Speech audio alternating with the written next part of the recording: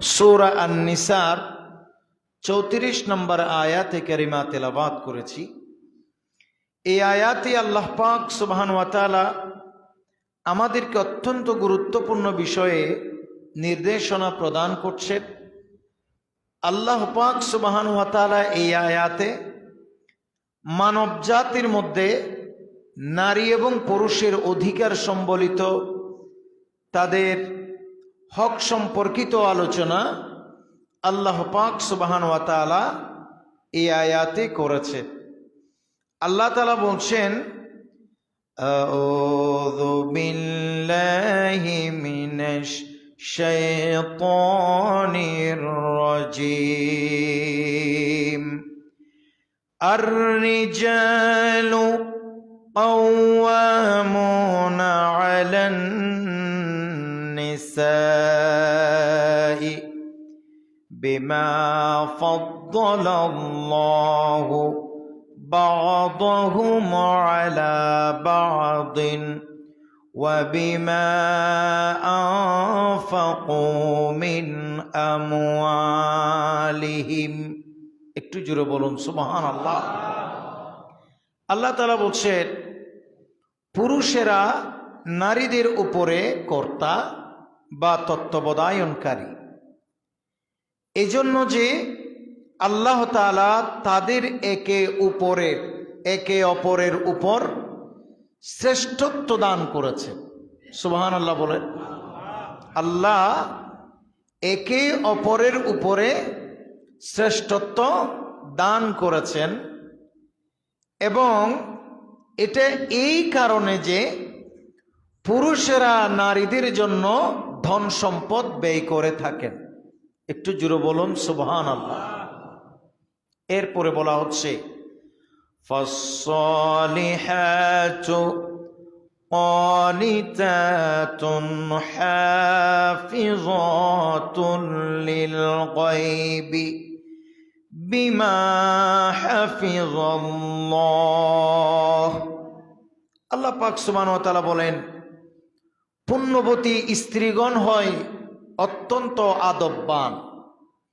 তারা স্বামীগণের পেছনেই হেফাজত করেন, যেভাবে আল্লাহ পাক সুবহানাহু ওয়া তাআলা তাদেরকে হেফাজত করার হুকুম দিয়েছেন, নির্দেশ দিয়েছেন। একটু জোরে বলুন সুবহানাল্লাহ। এরপর আল্লাহ বলছেন, ওয়াল্লাতী তাখাফুনা নুশুযাহুন্না ফা'iযুহুন্না ওয়াহজুরুহুন্না ফিল মাদাজি' ওয়াদরিবুহুন্না فإن أطعنكم فلا تبغوا عليهن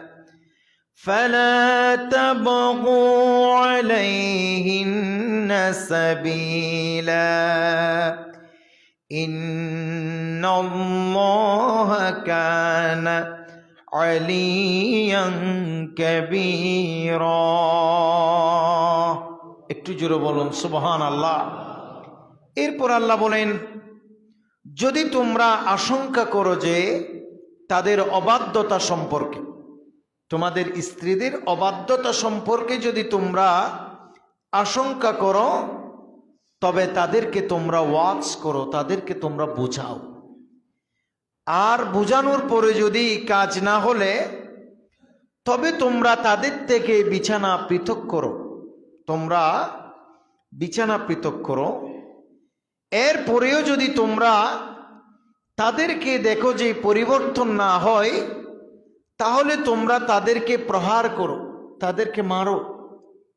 এরপর আল্লাহ তাআলা বলছে যে এটুকুতেই যদি তোমাদের স্ত্রীরা তোমাদের কথার আনুগত্য হয়ে যায়, তোমাদের অনুগত হয়ে যায়, তাহলে সামনের দিকে অন্য পথ অবলম্বন করিও না।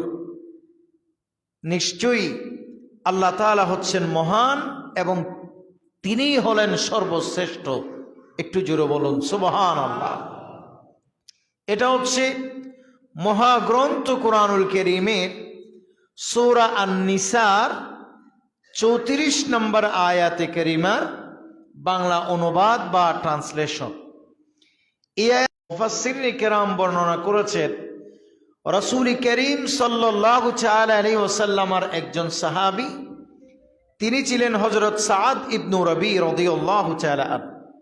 কি নাম বললাম? হযরতে সাদ ইবনে রবি রাদিয়াল্লাহু তাআলা আনহু। কাটির জেরে স্ত্রীকে তিনি চপেটাঘাত করছিলেন বা থাপ্পড় দিয়েছিলেন, যার ফলশ্রুতিতে হাবিবার আব্বা অর্থাৎ হযরতে সাদ ইবনে রবি রাদিয়াল্লাহু তাআলা আনহুর শ্বশুর, তিনি নবী করিম সাল্লাল্লাহু তাআলা আলাইহি ওয়াসাল্লামের দরবারে মেয়েকে যে মারছে জামাই, সেজন্য আল্লাহর হাবিব সাল্লাল্লাহু আলাইহি ইসলামের দরবারে একটা বিচার দিয়েছেন। সুবহানাল্লাহ বলবেন আপনারা, বলেন কি দিয়েছেন? বিচার। তার মানে এখান থেকে কিছু জিনিস বোঝা যায় স্পষ্ট, সেটা হচ্ছে পারিবারিক কলহ, পারিবারিক ঝামেলা, পরিবারের সাথে মতের অমিল, একটু টুকটাক বোঝাপড়ার মধ্যে সমস্যা, এগুলি নব আবিষ্কৃত নয়। এটা আমাদের সমাজে হচ্ছে সেটা না, এটা আগেকার জামানায়ও ছিল। এটা খুব একটা স্বাভাবিক ব্যাপার স্যাপার। কথা বলেন ঠিক কিনা? এটাই আমরা বুঝি। হযরত সাদ ইবনে রবি রাদিয়াল্লাহু তাআলা আনহুর নামে তিনার শ্বশুর যখন নবী করিম সাল্লাল্লাহু আলাইহি ইসলামের দরবারে বিচার দিয়েছিলেন, সে সময় আল্লাহ পাক সুবহানাহু ওয়া তাআলা কুরআনুল কারীমের সূরা এই নিসার 34 নম্বর আয়াতে কারিমা অবতীর্ণ করেছেন। একটু জোরে বলুন না সুবহানাল্লাহ। আর একটু জোরে বলবেন না সুবহানাল্লাহ। কত বড় বিধানাবলী, কত বড় নিয়ম নীতি এই আয়াতে কারিমার ভেতরে আছে, একটু গভীরভাবে খেয়াল করে। আল্লাহ পাক সুবহানাহু ওয়া তাআলা এই আয়াতে শুরুর দিকেই বলেছেন, মহান রব্বে করিম আল্লাহ পুরুষদেরকে নারীদের কর্তা বানিয়েছে। একটু জোরে বলবেন না সুবহানাল্লাহ। পুরুষদেরকে নারীদের উপরে কি করেছেন? কর্তা বানিয়েছেন, তত্ত্বাবধায়ক বানিয়েছেন। তার মানে নারীদেরকে পরিচালনা করবে পুরুষেরা। একটু জোরে বলবেন না সুবহানাল্লাহ। নারীদের গার্ডিয়ান থাকবে, নারীদের পরিচালনা করবে, নারীদেরকে পরিচালনা করবে, নারীদের গার্ডিয়ান হিসেবে যারা দায়িত্ব পালন করবে, এরা কারা? পুরুষেরা। একটু জোরে বলবেন না সুবহানাল্লাহ। আর যদি এই ক্ষেত্রে গার্ডিয়ানের দায়িত্ব পালন করতে গিয়ে কোনো পুরুষ সে যদি অবহেলা করে, তাহলে সে কিন্তু আল্লাহর শাস্তির আওতায় আসবে। এমনকি কোনো স্ত্রী যদি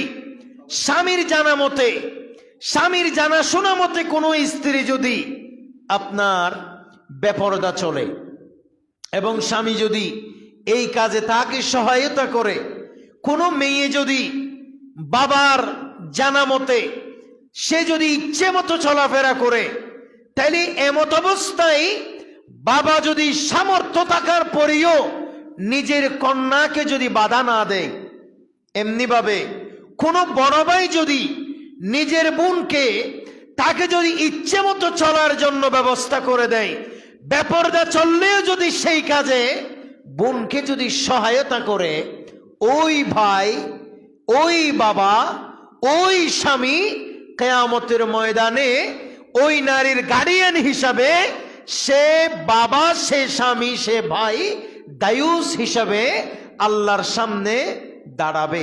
একটু জোরে বলুন না নাউজুবিল্লাহ। কি হিসাবে দাঁড়াবে? দায়ুস হিসাবে। তার জন্য আল্লাহর জান্নাত হারাম। বলেন, দায়ুসের জন্য আল্লাহর জান্নাত কি? হারাম। কারণ কি? আল্লাহ পাক সুবহানাহু ওয়া তাআলা বলছেন, আর রিজালু কাওয়ামুনা আলান নিসা, যে নারীদেরকে কর্তৃত্ব, নারীদের উপরে আমি আল্লাহ কর্তৃত্ব দিয়েছি পুরুষদেরকে। একটু জোরে বলবেন না সুবহানাল্লাহ।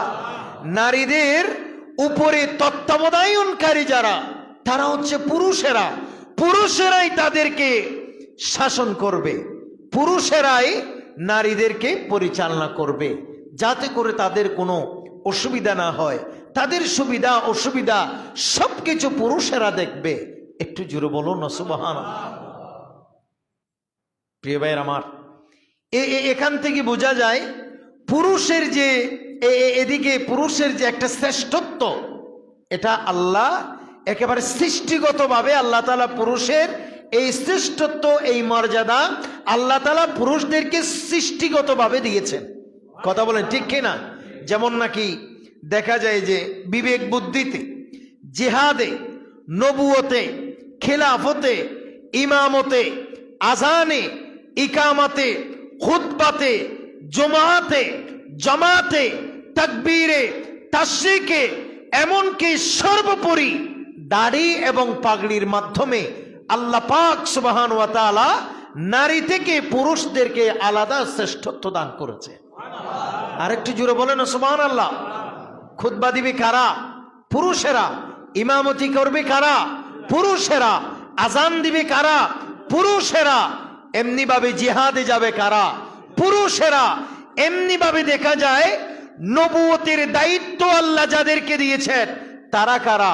পুরুষেরা। খেলাফতের দায়িত্ব নবীগণ যাদেরকে দিয়েছেন তারা কারা? পুরুষেরা। একটু জোরে বলুন না সুবহানাল্লাহ। তার মানে পুরুষের এই শ্রেষ্ঠত্ব, এইদিকে পুরুষের যে একটা মর্যাদা, পুরুষের যেই শ্রেষ্ঠত্ব, এটা সৃষ্টিগতভাবে এটা আল্লাহর তরফ থেকে। তার মানে এই না যে নারীরা মনে হয় মানে পুরুষের মতো এরকম সম্মানিত নয়, মনে হয় বিষয়টা এরকম নয়। নারী এবং পুরুষ সেম, কিন্তু কোনো কোনো ক্ষেত্রে ভূমিকা পালন করার ক্ষেত্রে, আদর্শ নীতি নৈতিকতা পালন করার ক্ষেত্রে নারীদের চাইতে পুরুষদেরকে আলাদা সম্মানিত করে নারীদেরকে নিরাপত্তার বেষ্টনীতে আল্লাহ পাক সুবহানাহু ওয়া তাআলা বেষ্টন করেছেন। বলেন সুবহানাল্লাহ। এটা সৃষ্টিগতভাবে, এটাকে আমরা অমান্য করার কোনো সুযোগ, বলেন না, এটা আমরা অমান্য করার কোনো সুযোগ নাই। এটা সৃষ্টিগতভাবে। এই জন্য নবী করিম সাল্লাল্লাহু তাআলা আলাইহি ওয়াসাল্লাম বলছেন, যেই স্ত্রী, যেই জাতির স্ত্রীলোক প্রশাসক হয়, যেই জাতির স্ত্রীলোক শাসক হয়, যেই পুরুষের স্ত্রী শাসক হবে, সেখানে আল্লাহর তরফ থেকে কোনো সফলতা আসবে না। এটা সিদ্ধান্ত কার? আল্লাহ। প্রিয় ভাইয়ের আমার, সহিহ বুখারীর বর্ণনা, নবী করিম সাল্লাল্লাহু তাআলা আলাইহি ওয়াসাল্লামের একজন প্রখ্যাত সাহাবী, যার নাম ছিল হযরত আবু বকর রাদিয়াল্লাহু তাআলা। এটা আবু বকর নয়, এটা বলছি হযরত আবু বকর রাদিয়াল্লাহু তাআলা আন, উনি আরেকজন সাহাবী। তিনি বললেন, এক সময় নবী করিম সাল্লাল্লাহু তাআলা আলাইহি ওয়াসাল্লামের কাছে সংবাদ পৌঁছেছে, পারস্যবাসী তাদের যিনি রাষ্ট্রপতি, রাষ্ট্রনায়ক, বাদশাহ, ওই বাদশার কন্যাকে, আবার বাদশার মৃত্যুর পরে বাদশার কন্যাকে তারা বাদশা হিসাবে নিয়োগ দিয়েছে। নবী করিম সাল্লাল্লাহু তাআলা আলাইহি ওয়াসাল্লামের কাছে এই সংবাদ পৌঁছাবার সাথে সাথে আল্লাহর নবী বললেন, ক্বালা লান ইউফলিহা কওমুন ওয়ালাউ আমরাহুম ইমরাতান। হে আমার সাহাবীরা শোনো, সে জাতি কখনো সফল হতে পারবে না যে জাতির স্ত্রীলোক শাসক হয়ে যাবে। উচ্চ আওয়াজে বলুন নাউজুবিল্লাহ। কারণ আল্লাহ পাক সুবহানাহু ওয়া তাআলা সৃষ্টিগতভাবে পুরুষদেরকে শাসক বানিয়েছেন। কথা বলেন ঠিক কিনা? এই মর্যাদা, এই মর্তবা, এই পজিশন দিয়েছেন কে? আল্লাহ। এই জন্য আল্লাহ কোন মহিলাদেরকে নবুয়ত আল্লাহ দেয় নাই। এই জন্য কোন মহিলাদেরকে আল্লাহ তাআলা নবুয়ত দান করেন নাই। তবে এতে করে এই কথা বলার কোনো সুযোগ নাই যে মহিলাদেরকে আল্লাহ অসম্মানিত করেছে, ইসলাম মহিলাদেরকে অসম্মানিত করেছে, এই কথা বলার কোনো সুযোগ নাই। কারণ আল্লাহ পুরুষদেরকে শাসক বানিয়ে, পুরুষদেরকে বাদশা বানিয়ে, আর নারীদেরকে প্রজা বানিয়ে পুরুষদেরকে এদিকে বাদশার মূল্য দান করেছে, আর ওদিকে নারীদেরকে প্রজার মূল্যে মূল্যায়ন করেছেন। বলেন সুবহানাল্লাহ। কিন্তু সেই ক্ষেত্রে এমনকি কোনো নারী যদি ইবাদত রিয়াজত করতে করতে করতে করতে কোনো নারী যদি অনেক বড় ওলি হয়ে যায়, আর একজন পুরুষ যদি মদ গাঁজা ফেন্সিডিলিয়া বা খাইতে খাইতে নিকৃষ্ট হয়ে যায়, মনে রাখবেন এই ক্ষেত্রে এই কথা বলার সুযোগ নাই নারী থেকে মনে হয় পুরুষটা উত্তম, এই কথা বলার কোনো সুযোগ নাই। যে আল্লাহকে যত বেশি রাজি করেছে, আল্লাহ যার উপর যত বেশি খুশি হয়েছে, ওই ব্যক্তি, ওই এটা নারী হোক পুরুষ হোক, আল্লাহ তাকে তত বেশি শ্রেষ্ঠত্ব এবং মর্যাদা দান করেছেন। বলেন সুবহানাল্লাহ। আপনারা দেখবেন ইসলামের মধ্যে নারীকে যে মূল্য দিয়েছে, মূল্যায়ন করেছে, পৃথিবীর ইতিহাসে এটা অন্য কোনো ধর্মে দেয় নাই। আপনি এরপরে আমাদের দেশে সাম্প্রতিক আমরা লক্ষ্য করছি, আমাদের সমাজে কিছু কিছু নারীরা, এই নারীবাদীরা ইসলামকে কমপ্লিট মুখে অস্বীকার করছি, কিছুটা শালীনতা বজায় রেখে এই কথাটা না বললেও বেশিরভাগ নারীরা ইসলামের উপরে অসন্তুষ্ট হয়ে তারা নিজেদের সম্মান মর্যাদা নিজেরা বেছে নিতে চায়। একটু জোরে বলবেন না নাউজুবিল্লাহ? আরো জোরে বলেন না নাউজুবিল্লাহ? অথচ আল্লাহ তাআলা পুরুষদেরকে অভিভাবক বানিয়ে, আল্লাহ তাআলা পুরুষদেরকে নারীদের উপরে কর্তৃত্ব দিয়ে মহান রব্বে করিম নারীদেরকে সম্মানিত করেছে, নিরাপত্তার বেষ্টনীতে তাদেরকে আবদ্ধ করেছে। আর এদিকে আমাদের সমাজের তথাকথিত কিছু নারীরা সেটা তারা মানতে চায় না, তারা পশ্চিমাদের কথা শুনে, নাস্তিকদের কথা শুনে ইসলামের বিরুদ্ধে, আল্লাহর কোরআনের বিরুদ্ধে, নবী করিম সাল্লাল্লাহু আলাইহি ইসলামের হাদিসে পাকের বিরুদ্ধে কখনো কখনো দাঁড়িয়ে যেতে দেখা যায়। একটু জোরে বলুন নাউজুবিল্লাহ। কথা বলেন ঠিক কিনা? এটা আমরা বিভিন্ন জায়গায় দেখছি। আপনারা জানেন আমেরিকার ইতিহাস যদি আপনারা জানেন, আজ থেকে 235 বছরের ইতিহাস আপনি যদি পশ্চিমার ইতিহাস খুলেন, আমেরিকার ইতিহাস খুলেন, 235 বছরের ইতিহাসে তারা কখনো কোনো নারীকে শাসক নিযুক্ত করে নাই। অথচ তারা মুসলমান নয়, তারা বিধর্মী। তারা জানে নারীদের হাতে এটা যদি, এই ক্ষমতা যদি দেয়া হলে পৃথিবীতে যেই নেতৃত্ব আমেরিকা দিচ্ছে, সেই নেতৃত্ব এটা কখনো দেয়া আর সম্ভব হবে না। কারণ মুসলমানের নবী বলেছে, নারী যেখানে শাসক হয় সেখানে আর কখনো সফলতা আসে না। কথা বলেন ঠিক কিনা? আপনারা সাম্প্রতিক লক্ষ্য করেছেন যে বর্তমানে নারী সংস্কার কমিশন সরকারের কাছে একটা প্রতিবেদন জমা দিয়েছে, আর সেই প্রতিবেদন অনেক লম্বা প্রতিবেদন, 313 পৃষ্ঠার এই প্রতিবেদন পুরাটা আমি পড়েছি, একেবারে শুরু থেকে শেষ পর্যন্ত পড়েছি। আমি দেখলাম সেখানে আমাদের মা বোনেরা কি লিখছে।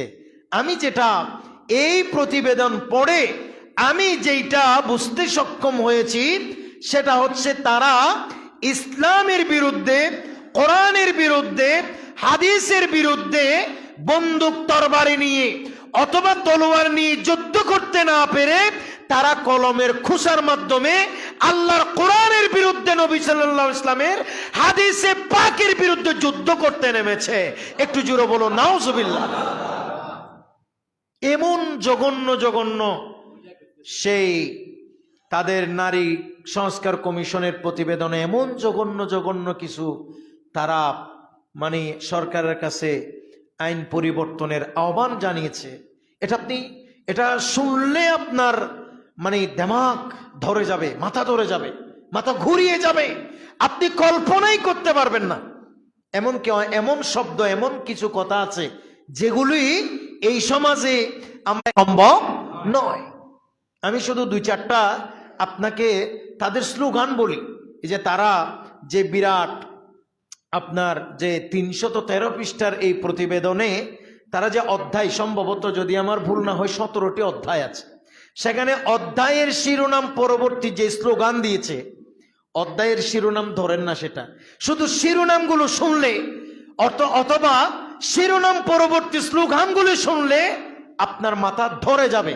আপনি বুঝতে পারবেন এই যুদ্ধ তারা, এই আইন মূলত এটা আইন করতে চাচ্ছে না, মূলত ইসলামকে ধ্বংস করতে চাচ্ছে, আমাদের সমাজের মুসলিম নারীদেরকে বরবাদ করে দিতে চাচ্ছে। আপনি দেখবেন 3 নম্বর যে 3য় অধ্যায়ের শিরোনাম পরবর্তী যে স্লোগান, সেটা দিয়েছে কি জানেন? রাষ্ট্র এবং পরিবারে সমান হব অধিকারে। কথা কি বুঝতে পারছেন? রাষ্ট্র এবং পরিবারে সমান হব অধিকারে। এগুলো সহজ বাংলা, আপনারা বুঝতে পারছেন। 4র্থ অধ্যায়ের শিরোনাম পরবর্তী যে স্লোগান লিখেছে সেটা হচ্ছে এরকম: পুরুষের ক্ষমতা ব্যঙ্গে করো সমতা। একটু জোরে বলবেন না নাউজুবিল্লাহ? পুরুষের ক্ষমতা ব্যঙ্গে গড়ো সমতা। পুরুষের ক্ষমতা ভাঙতে বলা হচ্ছে। পুরুষের যে ক্ষমতা, এটা দিয়েছেন কে? নারীদের যে অধিকার, যে মর্যাদা, এটাও দিয়েছেন কে? আমরা চাইলে কি এটা কমাইতে পারি? কথা বলে না পারি? তাহলে এ ধরনের মেন্টালিটি, এ ধরনের লেখার মেন্টালিটি এটা কখন আসে? যখন ইসলামের প্রতি বিদ্বেষ আসে, যখন কোরআনকে সে সংবিধান হিসেবে মানতে পারে না, রাসূল করিম সাল্লাল্লাহু আলাইহি ওয়াসাল্লামের দ্বীন ইসলামকে যেই মানতে পারে না, তখনই তো তার মাথায় এ ধরনের কথা শয়তানে এনে দিতে পারে। কথা বলেন ঠিক কিনা? আর নয়তো এটা আসার কথা নয়। এরপরে 5ম অধ্যায়ের শিরোনাম পরবর্তী যে স্লোগান বা শিরোনাম, সেটার নাম দিয়েছে তারা আমার কথা আমি বলবো, স্বাধীনভাবে পথ চলবো। ভবিষ্যতে কপালে কি আছে দেখেন আপনারা।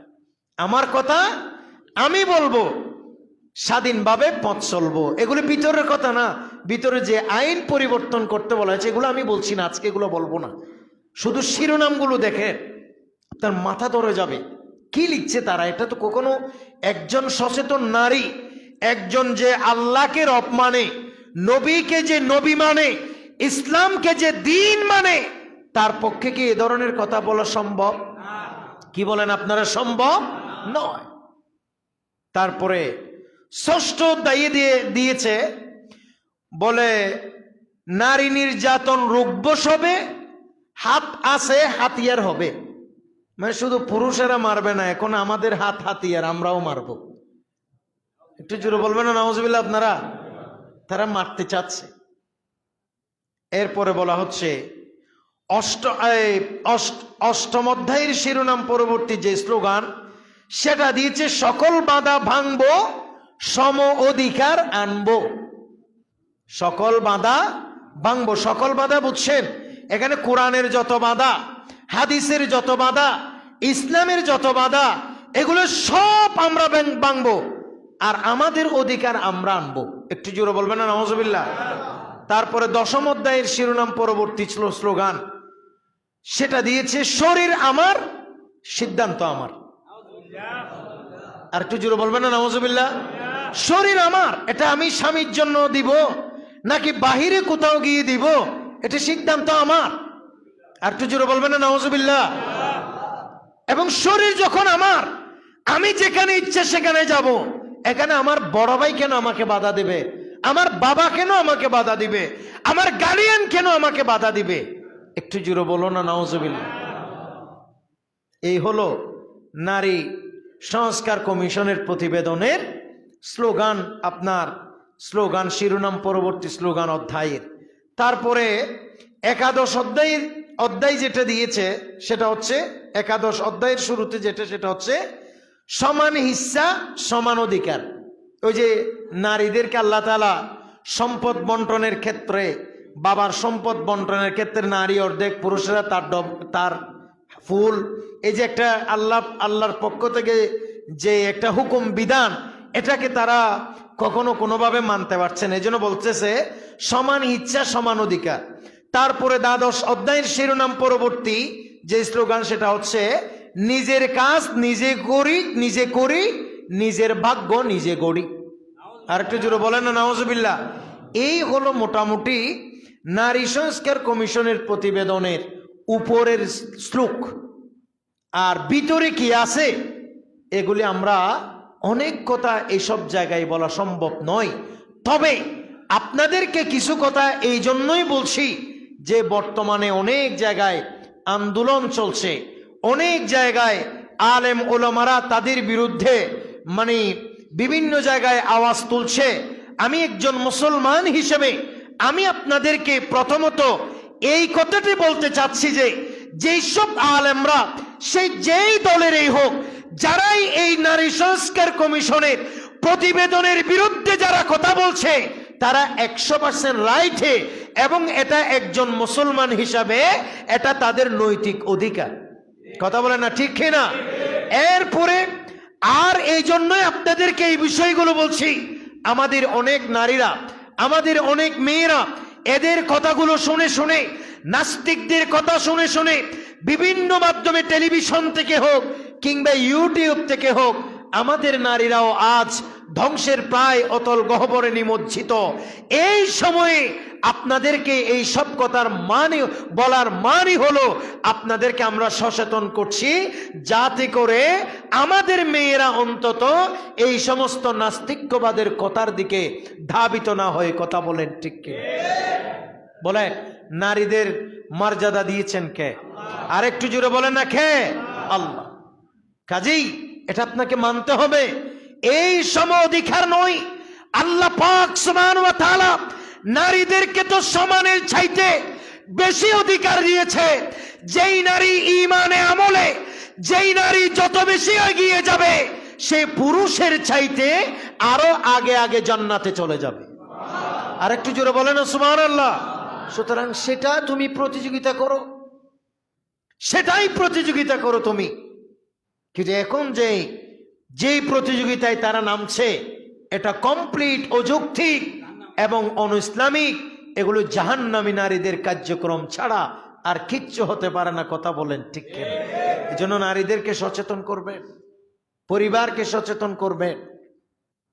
প্রিয় ভাইয়ের আমার, আল্লাহ পাক সুবহানাহু ওয়া তাআলা কোরআনুল কারীমের সূরা আন-নিসার 124 নম্বর আয়াতে বলেন, আউযু বিল্লাহি মিনাশ শাইতানির রাজীম ওয়া মান ইয়া'মাল মিনাস সালিহাতি মিন যাকারিন আও উনসা وهو مؤمن فأولئك يدخلون الجنة ولا يظلمون نقيرا।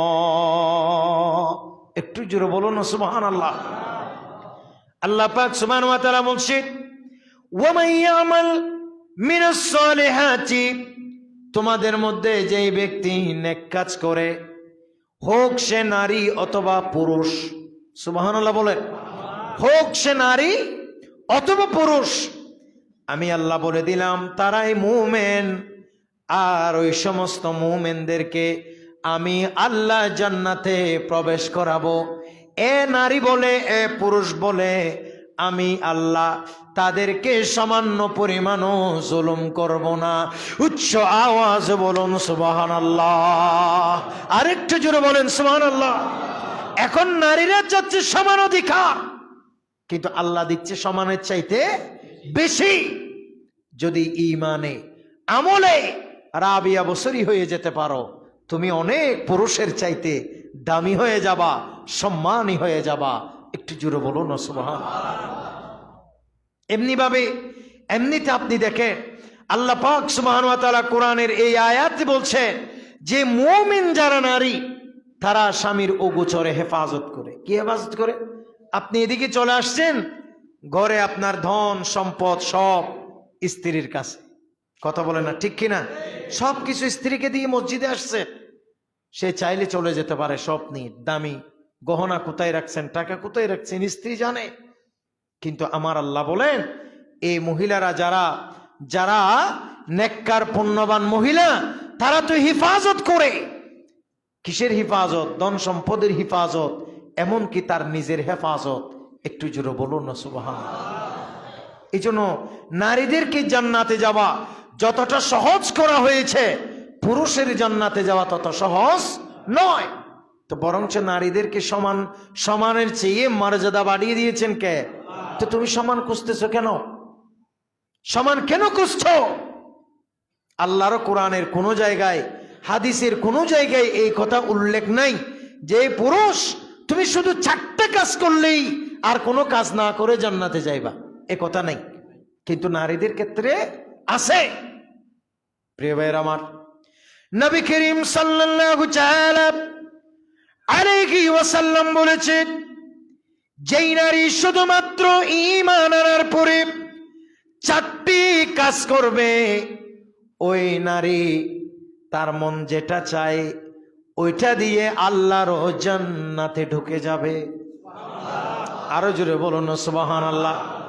আমার নবী বলেন, ইদা সাল্লাতিল মারাতু খামসাহা, বলে যেই নারী 5 ওয়াক্ত নামাজ যথাযথভাবে আদায় করে, ওয়াসামাত শাহরাহা, এবং যেই নারী রমজানুল মুবারকে রোজা সমূহ পালন করে, ওয়াহাসানাত ফারজাহা, এবং যেই নারী নিজেকে হিফাজত করে।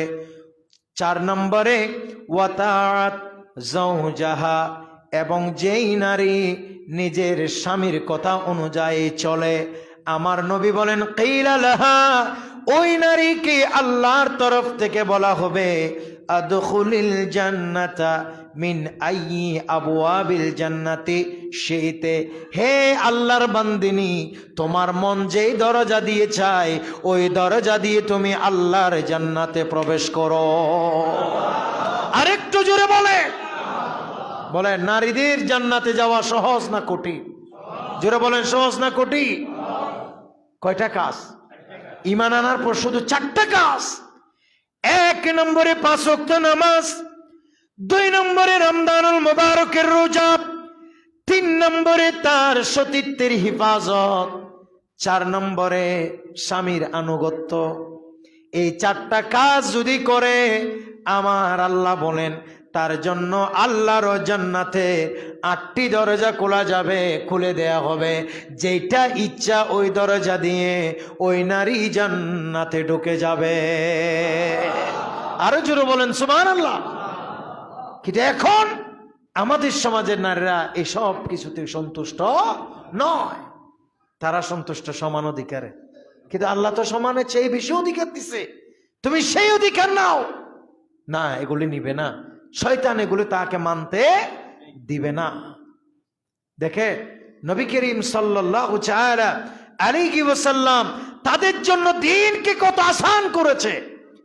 বাবার পায়ের নিচে সন্তানের জান্নাত, এরকম কোন হাদিস আছে? বলে না আছে।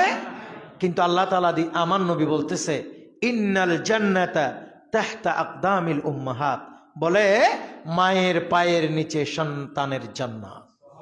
আরো জোরে বলো না সুবহানাল্লাহ। আমাদের জান্নাত কার পায়ের নিচে? মায়ের। তো মা এটা কি, পুরুষ না নারী? নারী।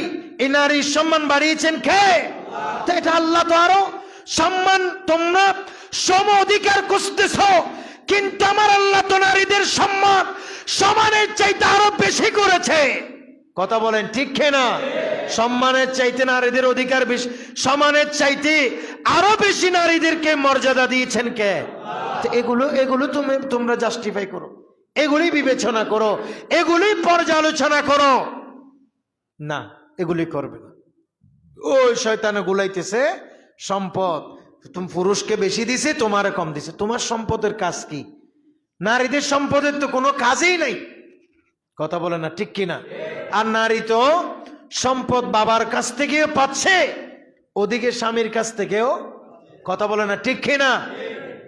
নারী তো এরকম সম্পদ পাওয়ার বাবার সম্পদ ছাড়া আরো 4 জায়গা আছে, আরো 4-5টি জায়গার মধ্যে নারীরা বিভিন্নভাবে সম্পদের মালিক হয়।